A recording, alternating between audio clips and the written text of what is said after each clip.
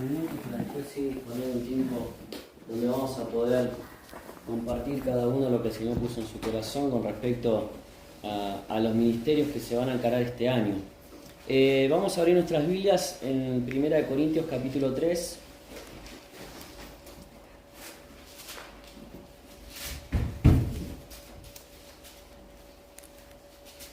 Primera Corintios capítulo 3.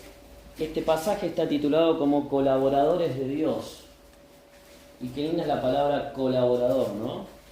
Después vamos a hablar un poquito más de eso. Pero si uno analiza el contexto de este pasaje, se encuentra que el apóstol tiene que escribir a una iglesia donde él mismo le dice que tiene que hablarles a ellos no como a personas espirituales, sino como a carnales, ¿no? Como a niños, hablando espiritualmente, que todavía se le tiene que dar el alimento espiritual básico. ¿Y por qué pasaba esto? Porque lo que estaba sucediendo es que se estaban armando en el seno de esa congregación diferentes bandos, grupos, que algunos decían, no, nosotros seguimos a Apolo, otros decían, no, nosotros seguimos a Pablo, ¿no? Y acá el escritor de la carta lo que va a dejar bien en claro es que realmente tanto Apolo como Pablo y el resto de los hermanos son todos colaboradores en la obra del Señor, siervos del Señor, y él va a dejar en claro en primer lugar que todo, absolutamente todo, es y le pertenece ¿a quién? A Dios. Todo es de Dios. Y vamos a leer algunos versículos de corrido y después nos vamos a puntualizar en algunos. De manera que yo, hermanos, no pude hablaros como espirituales, sino como a carnales, como a niños en Cristo. Di a beber leche y no vianda, porque aún no erais capaces ni sois capaces todavía, porque aún sois carnales, pues habiendo entre vosotros celos, contiendas y disensiones, ¿no sois carnales y andáis como hombres? Porque diciendo el uno, yo ciertamente soy de Pablo, y el otro, yo soy de Apolos, ¿no sois carnales? ¿Qué pues es Pablo? ¿Qué es Apolos? ¿Qué son? Y ahí dice, servidores por medio de los cuales habéis creído. Y eso según lo que a cada uno concedió el Señor. Yo planté, dice Pablo, Apolo regó, pero el crecimiento ¿quién lo da? Dios. Así que ni el que planta es algo ni el que riega, sino Dios que da el crecimiento, y el que planta y el que riega son una misma cosa, aunque cada uno recibirá su recompensa conforme a su labor. Porque nosotros somos colaboradores de Dios y vosotros labranza de Dios, edificio de Dios. Bien, dijimos que lo primero que queda en claro en estos versículos es que todo es de Dios. ¿Y qué es todo? Bueno, lo que plantea acá el apóstol Pablo en primer lugar en el versículo 9, que la iglesia es de Dios. Y la iglesia no es el edificio, sino que somos cada uno de los hijos de Dios, de los redimidos, de los que hemos alcanzado por gracia de Dios la salvación y el perdón de nuestros pecados. Y lo expresa en el versículo 9, en la segunda parte, diciendo que somos labranza de Dios, es decir, un campo de cultivo, y que también somos un edificio de Dios.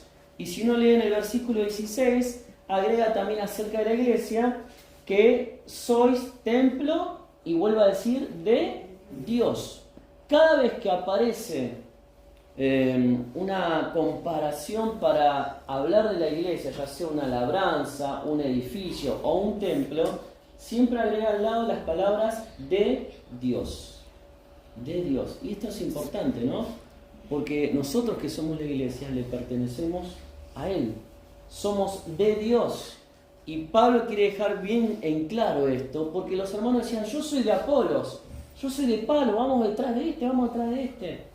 Se generaban personalismo y esto llevaba a celos, envidias, disensiones, problemas, ¿no? Problemas. Nada más lejos de lo que es realmente un espíritu sano dentro de la congregación, donde debe primar la unidad de los hermanos, ¿no? En el Señor. Por eso dice, la iglesia es de Dios. Ustedes son labranza de Dios, son edificio de Dios, son templo de Dios. Y eso es importante cuando nosotros nos congregamos y queremos servir a Dios y queremos involucrarnos, saber que lo estamos haciendo para el Dios de la obra, ¿no? No lo estamos haciendo para ningún hermano, no lo estamos haciendo para agradarnos entre nosotros, o para que los otros digan, mirá lo que hace esto, o lo que hace el otro. No, la iglesia es de Dios. Y nosotros somos parte de esa iglesia los unos de otros. En segundo lugar va a decir que los siervos de esa iglesia también son de Dios. Y lo dice en la primera parte del versículo 9, porque dice, nosotros somos, ¿qué cosa? Colaboradores, siervos, ¿de quién? De Dios. No somos siervos de Pablo, no somos siervos de Apolo, somos siervos de Dios. La iglesia es de Dios, los siervos son de Dios y el crecimiento de la obra también es de Dios. Fíjate lo que dice el versículo 6 y 7. Yo planté, Apolo regó, pero el crecimiento lo ha dado Dios. Así que ni el que planta es salvo, ni el que riega, sino Dios que da el crecimiento. ¿Qué le está diciendo? Ni Apolo ni yo, Pablo, somos salvos, sino Dios, porque Él es el que da el crecimiento. Y nosotros como siervos de Dios y parte de la iglesia de Dios, lo que hacemos es colaborar, servir. Uno regará, otro plantará, pero ¿de quién es la obra y quién da el crecimiento? Dios. Esto es otro punto importante para tener en cuenta. Si vamos a servir a Dios, está buenísimo. Dios te va a mostrar en qué servirlo de acuerdo a tus dones y capacidades. Pero si empieza a andar bien ese misterio, si empieza a crecer, si empieza a mostrar resultados, ¿para qué tiene que ser la gloria? Para Dios, porque ¿quién dio ese crecimiento? Dios, no fui yo. Porque la gente quiere venir a la actividad que estoy yo. No. Dios da el crecimiento. Esto es muy importante para que el servicio a Dios tenga realmente el sentir que tiene que tener. Entonces entendamos esto, hermanos, que todo es del Señor.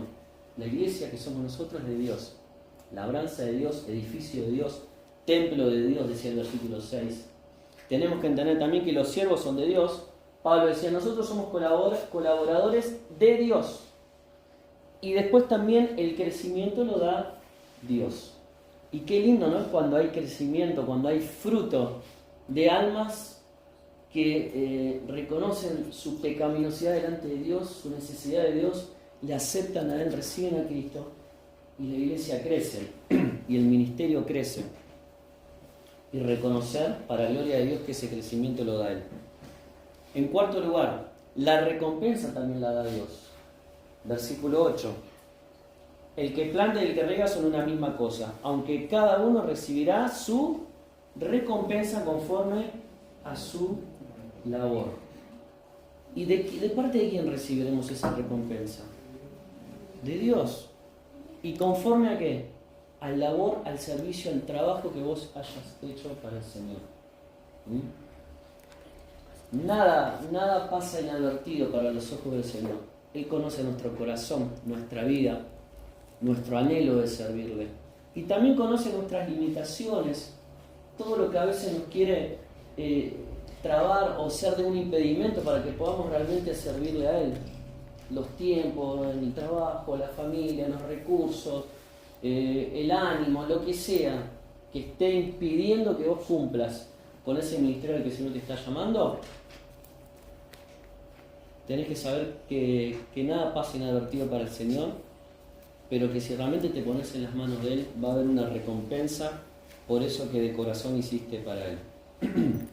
Bien, y algo muy importante sobre el Señor de la obra. Dijimos que todo es de Él, ¿no? A veces creemos que nosotros elegimos qué ministerio hacer. Pero el concepto debe ser otro. Porque el que da los dones y las capacidades para que vos sirvas en una determinada labor y tarea, ¿quién es? El Señor, ¿no es cierto? Dice la segunda parte del versículo 5, servidores por medio de los cuales habéis creído, y eso según lo que a cada uno concedió el Señor. Eso según lo que a cada uno concedió el Señor. Y podemos agregar a esto el capítulo 12:7, 1 Corintios, que dice, a cada uno le da manifestación del Espíritu para provecho, es decir, para el bien de los demás. Y esto es importante, conocer lo que el Señor te dio. ¿Qué te concedió el Señor? Para provecho y para bendición de los demás, para servicio de los demás. ¿Con qué te capacitó el Señor? ¿Qué don te dio? ¿Sentís que tenés una capacidad especial de parte de Dios para comprender las Escrituras, para poder compartirlo con claridad? ¿Y te dio el Señor ese don para ser un maestro, un enseñador de la palabra? Y bueno, entonces ya sabés para dónde te quiere llevar el Señor en el ministerio, ¿no? O el don de servicio, con talentos, con capacidades que vos tengas en lo manual, en la música, en la cocina.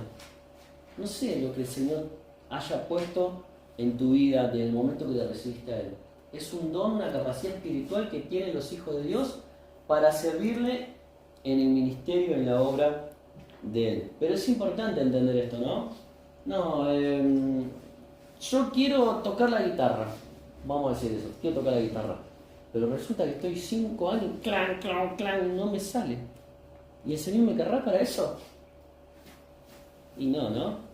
¿Y por qué voy a estar acá quitándole lugar que si no quizás tiene para otro miembro del cuerpo, cuando el Señor me está queriendo en otro lugar? Entonces, orar al Señor, disponer tu vida en oración, en lectura de la palabra, preocupate en crecer, en involucrarte en varias áreas para ver en cuál te quiere utilizar el Señor. Pero es importante lo que dice el versículo 5, que los que son servidores lo hacen según lo que a cada uno le concedió el Señor.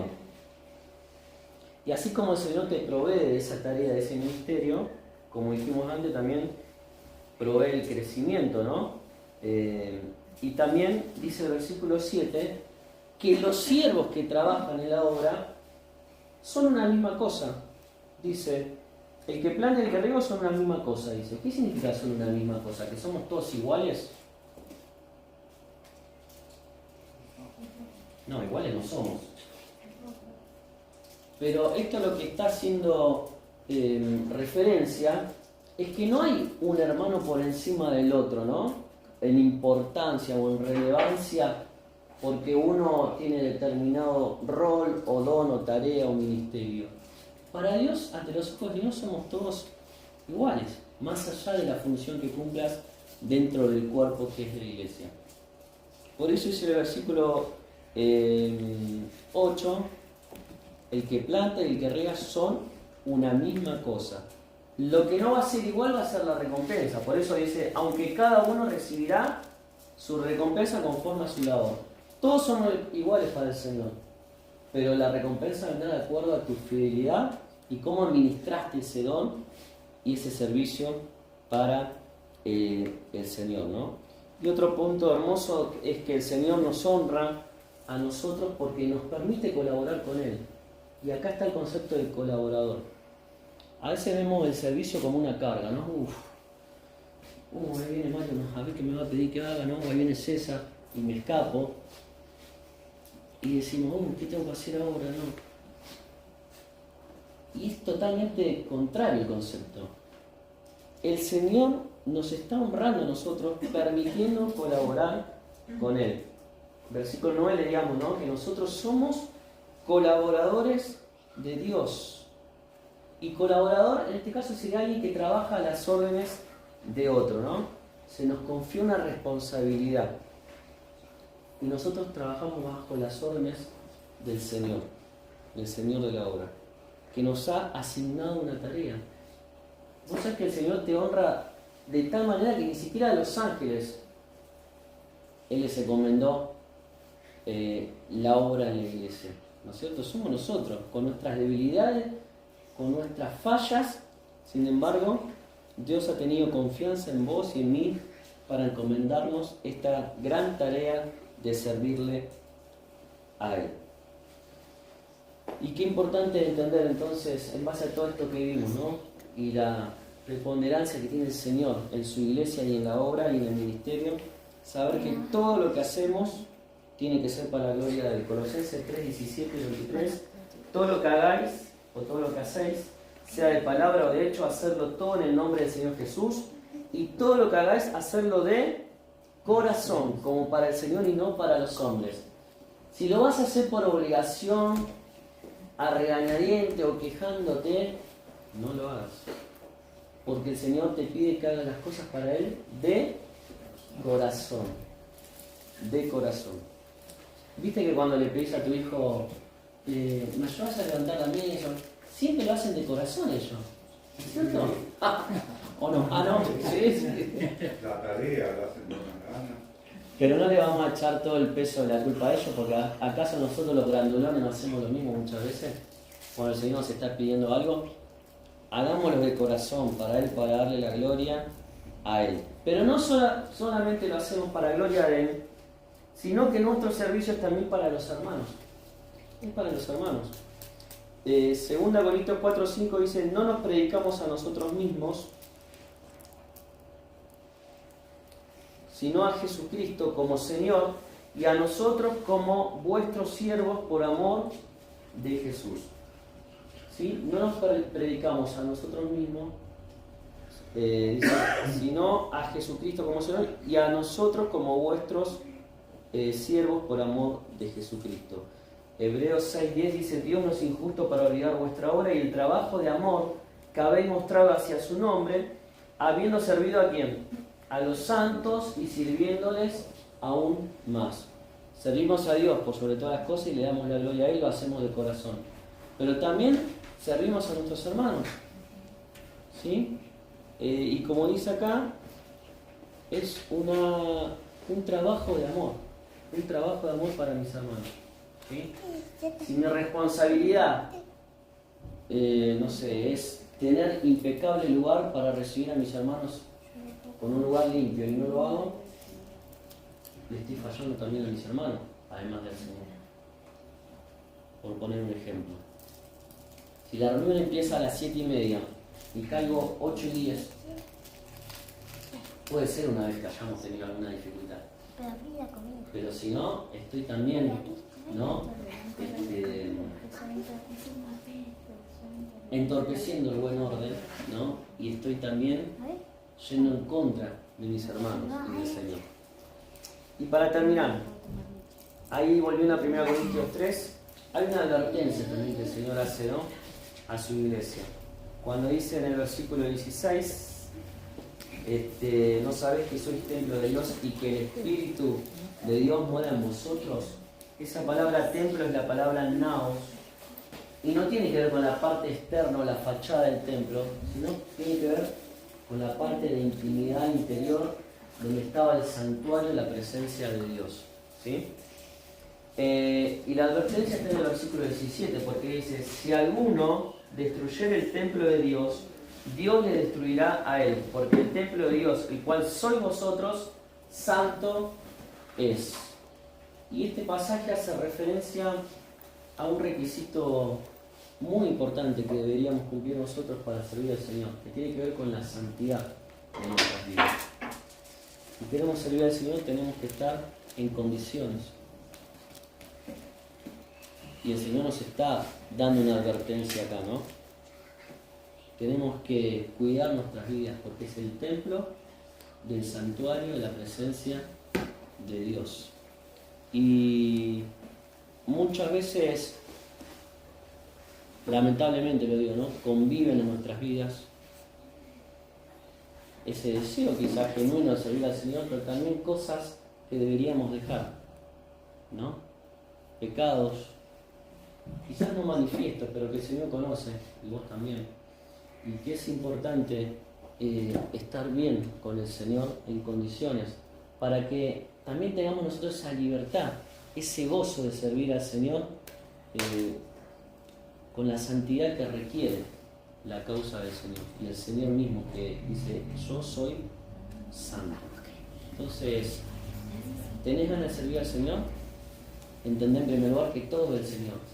La iglesia del Señor, los siervos son del Señor, el crecimiento del Señor, la recompensa que vas a recibir también va a ser del Señor. Pero es importante hacerlo para la gloria de Dios, para el beneficio de mis hermanos, en el lugar y en la tarea asignada por el Señor para mí de acuerdo a las capacidades y a los dones que Él me dio, y también en cumpliendo, ¿no? Con los requerimientos del Señor en cuanto a la santidad que Él requiere de cada uno de sus hijos. No me quiero extender mucho más, pero espero que esto sea de bendición para nosotros y que podamos ahora entre todos, bueno, planificar lo que va a ser este año de servicio para Dios.